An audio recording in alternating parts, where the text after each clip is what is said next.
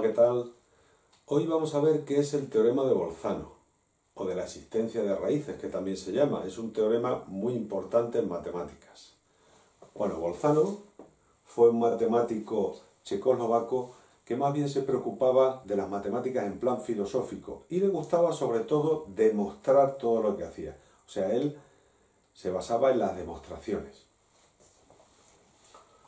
Bueno, pues el teorema de Bolzano nos dice que si una función es continua en un intervalo cerrado a, b, de tal manera que el signo de f de a es distinto del signo de f de b, existe por lo menos un número de ese intervalo, un punto, en el cual f de c sería igual a 0. Bueno, vamos a ver cómo pondríamos esto. Entonces decimos que si f es continua en el intervalo cerrado AB y resulta que el signo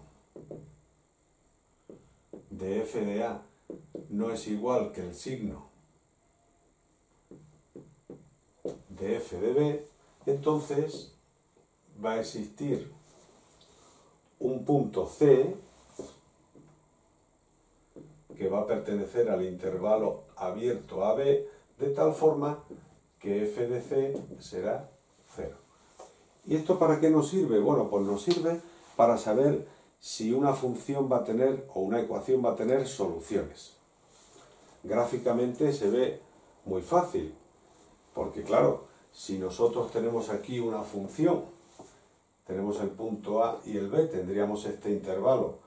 Bueno, pues f de A en este caso me da negativo y f de b me da positivo. Si esta función es continua, o sea, si no se corta por ningún sitio, tendrá que haber un momento en el que cruce al eje x, y al cruzar al eje x, pues f de c tiene que ser 0.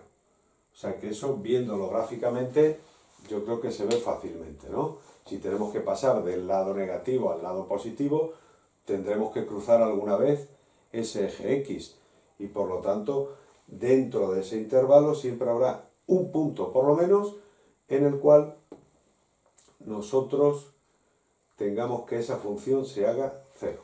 Bueno, pues estas son las condiciones. Tiene que ser continua en ese intervalo cerrado AB, el signo de un extremo tiene que ser diferente al signo del otro extremo, y entonces existirá un punto que esté incluido en ese intervalo abierto, de tal manera que f de ese punto me sea 0.